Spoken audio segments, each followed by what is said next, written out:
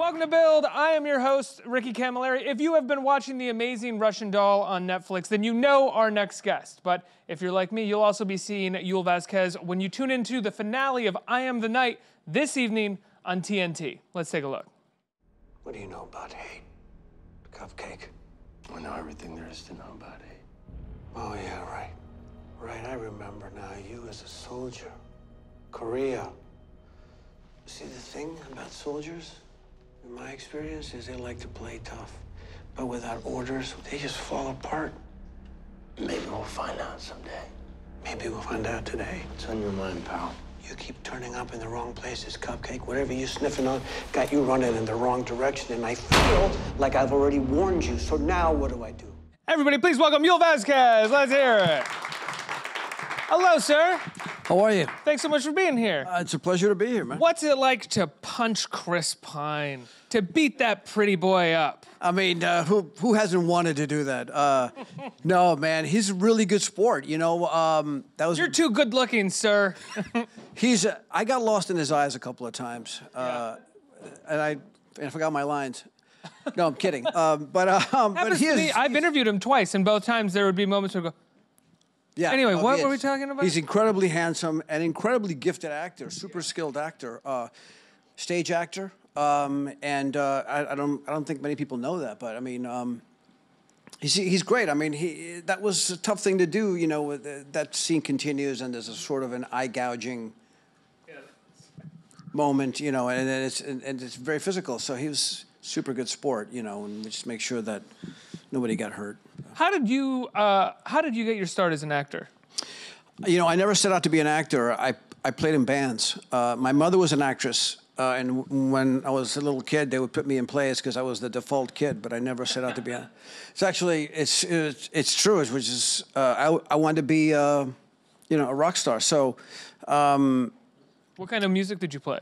Very heavy stuff. Really? Very heavy, yeah. And I'm friends with a lot of guys like guys from the Cult and Priest and Tool, and like these are the guys that I sort of hang out with and play music with. But you know, acting came back around later, and I started to study acting in New York with a teacher that changed my life, a guy called William Esther, who just passed away, and then he literally changed the course of my life. Then I had very long hair, and I got my first job as an actor, and then they cut all my hair off, and then I've never been in a band since. So how did he change the course of your life? Just by sort of teaching you about acting? And he opened my imagination. You know, he made me look at things differently. He awakened this artist in me. You know, and suddenly I remember feeling more emotionally fulfilled in my life than I had playing in a band, and I loved acting. I mean, I always loved acting, and I would talk about acting, you know. But it wasn't until I fully sort of dove in with him that really kind of, then I started working, and then I just kept going, you know. And it's a weird thing for artists where you think you're one kind of artist for so long, and then all of a sudden something happens, and you're like, oh, I'm actually this kind of artist, and maybe I'm more suited for that, or at least it feels that way. Well, you know, I think it's interesting. I think they all feed each other, and I think if you come from one discipline, you know, I think the one common thread for all of it is an incredible amount of hard work. Yeah. So. Because you know you can have talent, but you can't take credit for something you're born with. But craft, the actual doing and the work, that's something that you can actually build and take credit for. So I've been an artist, I guess, since I was like 5 years old. I started playing drums, and I played guitar, and I act, and I'm a photographer, and I'm a painter. I mean, it's a lot, you know. You just like making stuff. That's exactly right. I like to create stuff. I like to create all the time. In fact, if I don't, it's bad for me. Go a little crazy. Yeah, right? I started going a little. Yeah, I get a little moody if I haven't been working on whatever I need to be working on. Yeah, no, and I'm constantly working on stuff, even to where like I even realize like it's the weekend, and I'll email like agents about something, and they're like, it's the weekend. You know, I'm like, but like I don't the hard drive doesn't really sort of spin down, you know. It's just. Did you find like I think that, I mean, I could be just going off of Russian Doll here, but you have a very New York City look. Yeah. Did you grow up in New York? I did not. I grew up, it's funny, I grew up in Miami, but I always felt like I was from New York. Yeah, I came from Cuba when I was very young, and then I lived in Miami, and then I moved to New York later. I moved to New York to join a band. Which band? It was a band called Urgent on EMI Records, and I did 2 records with this band, and then I went on to another band, and so. But I've always felt like I was from New York. I think, and most people think I'm Italian. So but I'm not. I'm Cuban. So I'm curious, I asked J.K. Simmons this the other day because J.K. Simmons, he's an actor. He's been an actor since he was young. Yeah. And he's always cast as like cops and tough guys. Right. And I find that to be such a weird thing because in his private life, he's an actor. He's right. not a cop or a tough guy in any way. As much as we say it's all pretend, but what happens when you kind of keep getting cast as something? Because you've been cast as a cop a number of times, right? Yeah, I played cops. I played, I've been fortunate. Yeah, but that the contrast to that is Russian Doll, which is a completely different guy. But exactly. Yeah, what I think you cannot become like another person. Like when you hear somebody say, "Oh, he became that part," that's a psychological disorder. You can't. I think every part is you. Right. So I think there's a character, but what is unique is when you come through the character because that is what you bring to that somebody else doesn't bring to that. So I think that it's all facets of ourselves. All performed in a very safe environment. Because when you're working, when you're acting, in that world, anything goes because ultimately no one's going to get hurt. Yeah. You know what I mean? Anything goes until someone goes, maybe not, maybe tone it down a little bit. Yeah, well, yeah, if you go off the rails, but we try to stay within the rails. I love your performance in Russian Doll, and I love Russian Doll as well. It's such an odd, original show. And it was great to see you, having just come from watching I Am the Night, seeing you get to play a devoted father who wants not desperately, but wants badly to be a very good, supportive boyfriend. Yeah. While at the same time having to be a good dad and protect the child. Yeah. As well. What was it like to get cast in a role like that? Natasha and I have been friends for a long time, and she sent this to me. I was shooting I Am the Night, and she sent me the pilot. And I thought it was amazing, and I love the concept of the show, and I've always been a fan of hers. I think she's amazing, and one of a kind. One of a kind. And then when you act with her, you really realize how one of a kind she is because it's like you're always sort of surfing, which is great. So it keeps you like you can't take your eyes off the road. Which is great. Well, like a really unique personality that constantly has an odd angle or take on everything is going to give you completely 100%. different options to go with. Yeah, 100%. The greatest gift to an actor is what the other actor is doing. You know what I mean? That's like, if you can receive that, that's the best thing in the world. And with her, you have a real live wire. So it was amazing, and it was not a part I get to play often. You know what I mean? To show that sort of side of me. I'm a very sensitive man. No, I'm just kidding. Is that the side that you are probably most connected to, though, that rather than the sort of the crooked cop or? Well, it's interesting, man. I was raised by women, so I was the only and the youngest male in the house. So I'm not those tough guys are fun to do, but it's not my nature, really. That's what I mean. What was it like when you started finding that you were getting cast as tough guys here and there? I like it. It's fun. Because I like playing them as long as they're in the right hands. You know what I mean? As long as they're in the right, and by that I mean in the right director's hands. You know what I mean? As long as they're fully fleshed out and it's not like some stereotypical, tough guy. The thing with Billis in I Am the Night, Billis has. There's a moment in the show, as you know, where there's something he sees in Jay, in Chris Pine's character, where he sees this guy's onto something. Mm-hmm. You know what I mean? So Billis has to, that was the nuance there to navigate.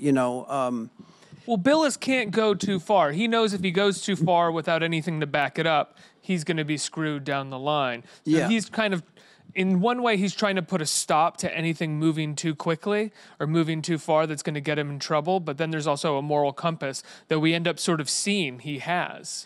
Correct, because he, especially in that scene with her, with India, where he in the house, where he realizes something is really not right here. You know what I mean?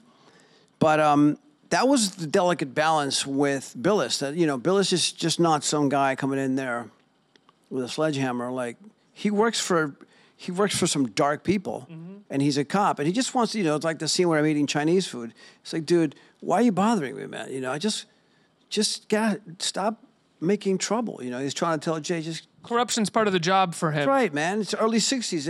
It's L.A. It's we're cops. It's it's what it is. So, And you were telling me backstage, I didn't realize this. You shot in the actual house. Yeah. That the character, the villain is Hodel. Hodel. Yeah. Yeah. Who Oh, yeah. this sort of evil gynecologist, right? Yes, it's he's a very prominent surgeon in L.A.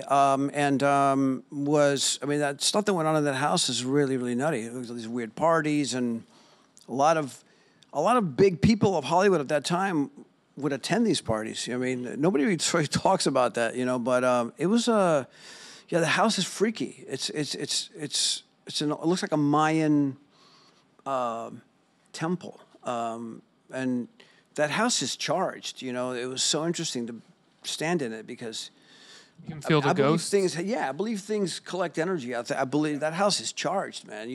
And it's got obviously it's had owners many times, and the new owners were there, and I actually wanted them to show me I wanted somebody to take me to the basement, but they wouldn't show it to me. Really? Yeah, they're like, no, the owners don't want anybody, and which I believe now they've made it into a wine cellar or something. But I was like, I wanted to go down there where he supposedly where all this stuff happened. Was how is it like a massive house? Like just a big? Pretty big. Yeah. Yeah, it's big. It's a famous house. You can. People have gone there to have written stories on the house. It's on Franklin. It looks like this Mayan structure. It's bizarre. Yeah, it's Frank Lloyd Wright Jr. That's not senior. It's a very big difference. But Wow. yeah, it's freaky. It's a freaky house. I'm curious. Going back to Russian Doll for just a second, you said that you'd known Natasha for a number of years, and she sent this over to you. How did you meet her? How have you known Natasha? Through I used to be artistic director of a company in New York here called Labyrinth Theater Company. Yeah, of course. Phil Hoffman and myself and Mimi O'Donnell and Stephen Garrigus and Sam Rockwell. We had this company and Such a list of like incredible theater actors and writers. with a bunch of hacks, right? It's just but we had the company for years, and Mimi O'Donnell and I and Stephen were artistic directors for a while, and that's Stephen Girgis. Stephen Adley Girgis. Yes, sorry, the writer. The writer, yeah. The Pulitzer Prize winning. Yes, I have trouble pronouncing his name, but I do know that he is the writer of The Motherfucker with the Hat. Right, which I did. Oh, you did? Oh, excuse me. Yeah, I did that. Right. Did you see it here on Broadway? No. Okay. I actually listened to You know what?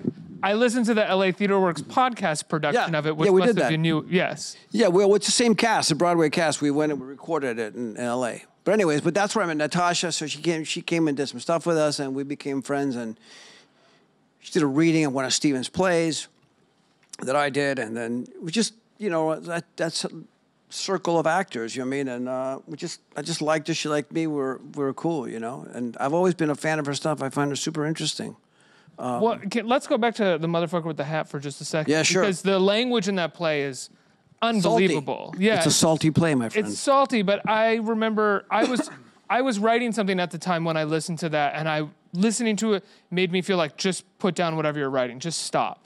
This guy he writes for the ages, and it's kind of like a masterpiece, and it's like you shouldn't even bother if somebody can write like this. You have your voice, and he has his voice, but he has that vernacular. I mean, he really understands that in a very serious way. So I play Cousin Julio. Yes. So now that you said that, I completely remember. Yeah. Excuse me. So Stephen writes. I've done there was another play of Stevens that we did that is maybe my favorite of his plays, called The Last Days of Judas Iscariot, that Phil Hoffman directed, that we did at the Public.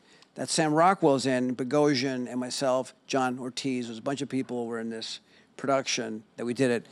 And it's about religion, but the theme of that play, like, again, the language is super salty, and it deals with a super large religious theme that is very much tied into Stevens' personal life. It's not even just that it's salty; it's alliterative, it's musical. Absolutely. He's one of the most musical dialogue writers that I think there is. Well, I think what I tell actors, because I've been doing Stevens stuff for 20 years. So I mean, I know Stevens since before he had written anything. When Steven was an actor, I mean, and he's still an actor. He's a wonderful actor. Can I ask, when he first started writing stuff, when you knew him as an actor, and maybe he first started showing you pages, was it clear very quickly that he could potentially become someone who writes?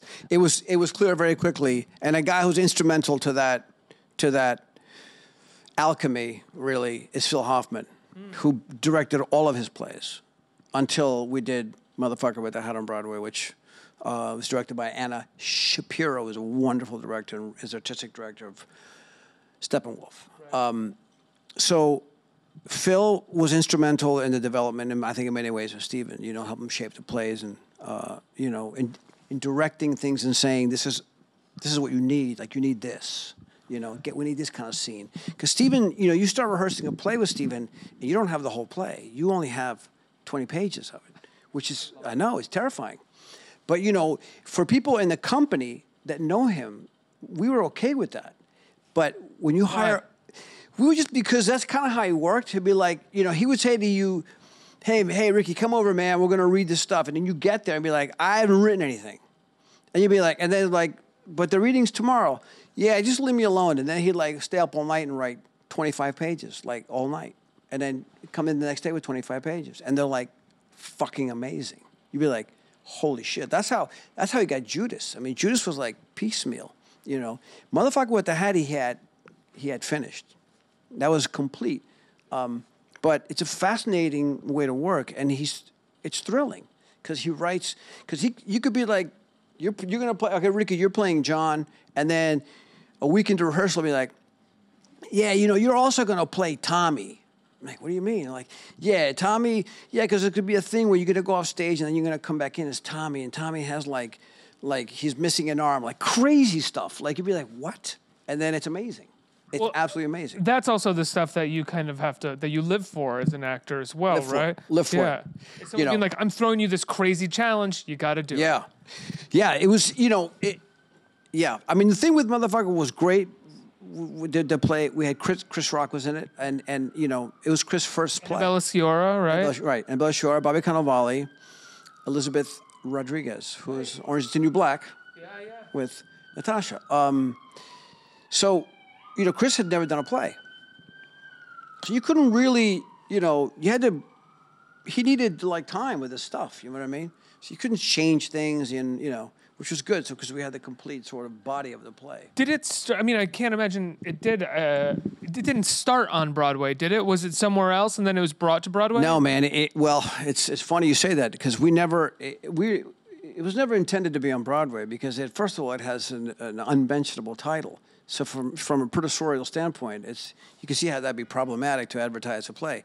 And Steven would not change the title, but Scott Rudin got involved and liked it, and then it was gone, and then it was Broadway. And then it was like, we were on Broadway, man. And then we started in previews, and we thought, well, we're dead, and then the reviews were off the rails, and then 6 Tony nominations. I mean, it's, Yeah, I have to say, for anyone who doesn't know what we're talking about or hasn't seen it, after you watch the finale of I Am the Night tonight, you watch Russian Doll on Netflix, there is a LA Theater Works podcast that has the original cast of doing Motherfucker with the Hat on Broadway. And it's you, Chris Rock, Bobby Cannavale, Annabella Sciorra, Elizabeth Rodriguez. Yeah. And it's unreal. It's like listening to music. It's so incredible. I also did it in London.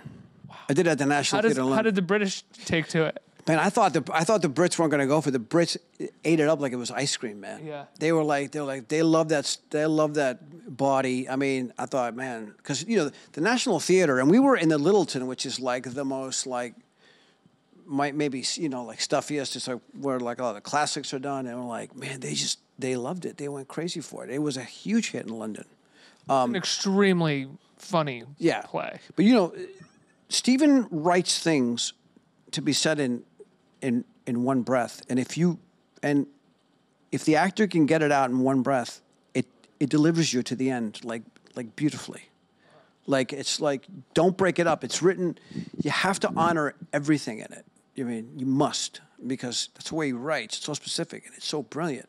I mean, he's one of the most gifted writers I've ever witnessed. I mean, it's just incredible. And that's not something that actors know right away upon reading what's written. Have you ever seen him? Sorry to make this interview the Stephen Adly interview. It's all right. But last question. Have you ever seen him like have a reading with other actors and actors didn't know how to do his words and someone had to step in? Or did usually, for the most part, everybody that you saw work with him knew how to do his Steven steps writing? in. Steven steps in. Yeah, he'll step in. Yeah. He'll be like, no, and then he'll argue with directors sometimes, like, it should be like that. You know what I mean? And it's okay. I mean, I've been doing this, like I said, for 20 years. I understand his writing, I think. Now, you said you were the artistic director for Labyrinth. Co-artistic director with Mimi and Steven for like 4 years. For 4 years, Yeah, wow. yeah. And when did that stop? I think maybe like 3 years ago, something like that. I think, it's a volunteer position. Okay. You're like, I had to. It's a thankless job, my friend. Money. Yeah, it's a thankless job. I mean, I was working and I was doing this from wherever I was, but it's running a not-for-profit theater company. Oof. Do you miss it at all? No. not in the least, man. No. I mean, it's a lot of work, You miss doing. When's the last play that you did? Do you miss it? Last play I did was Motherfucker What They Had in London. Really? Yeah, in 2015. So you haven't done theater for a little while, for about 40 years. Yeah. Sounds like you were doing theater a lot before that. I've done. I've been offered some plays that just weren't right. I mean, or the timing just didn't line up. I mean, it has to be right because it's a big commitment, and you have to really like these people and like to play because you're going to spend a lot of time with them. Yeah. So I mean, the stuff I've been very fortunate that I've done.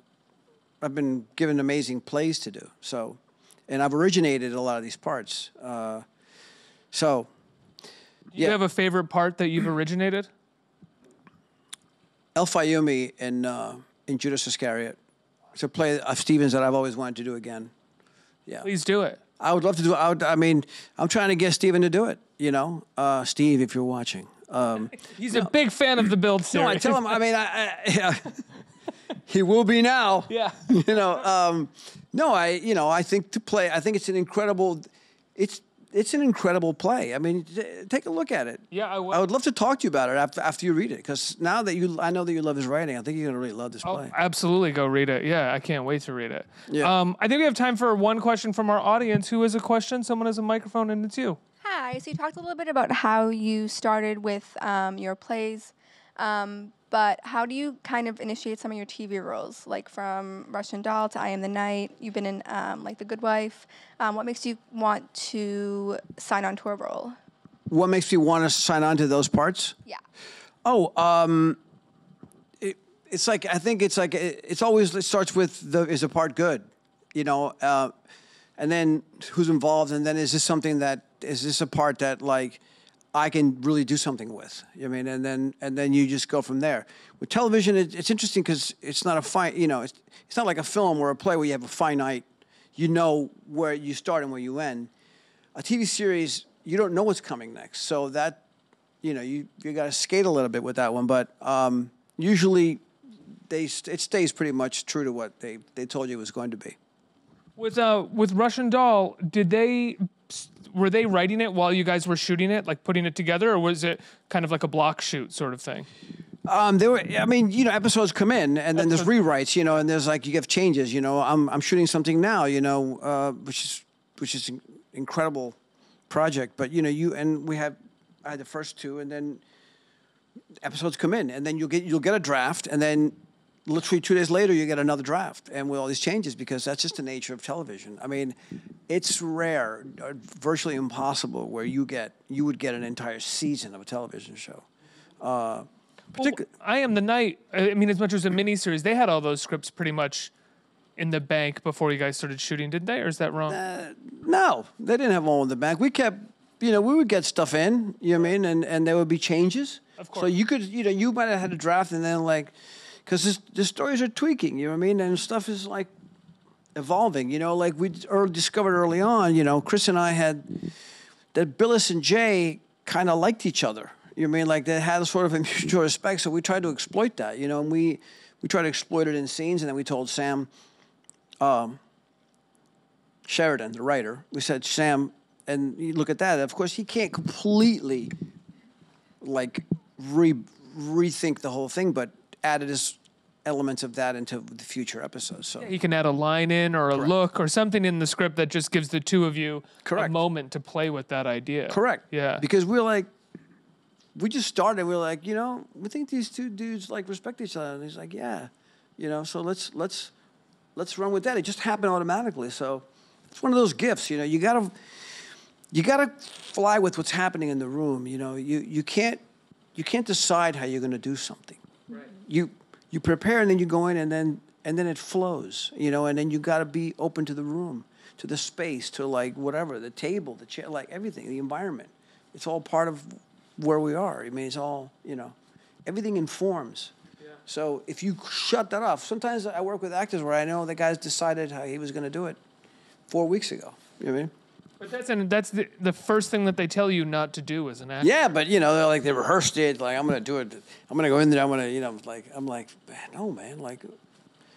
So much is happening now. Let's do this. Kyle MacLachlan described it a couple days ago when he was here, which is that he takes a script and he writes all of his notes, all of his ideas down on the page of the script. So if you look at a scene of his, it's got notes all over it, but then he doesn't look at it after he writes those notes down. Correct. You do the homework. It's like my acting teacher would describe it as like having cash in your pocket. You put cash in your pocket when you leave the house. You don't go outside and spend it right away. You have the notes. You have the homework, and then you use it as it's needed, if you even need it, because you have to trust that that's in there. You must trust that you are plenty. You don't have to do much if you've done that work. And that the writing's plenty as well. Well, that, my friend, is the key. Yeah. I mean, it lives and dies there. Yeah. The last thing that you want to say on set is, this doesn't really track, guys. No, you don't want to say that. I mean, no. I mean, it happens, but it lives and dies with the writing. I mean, it just does. I mean, great writing will carry you. It will just deliver you. You don't have to work that hard. I mean, bad writing, you have to work very hard.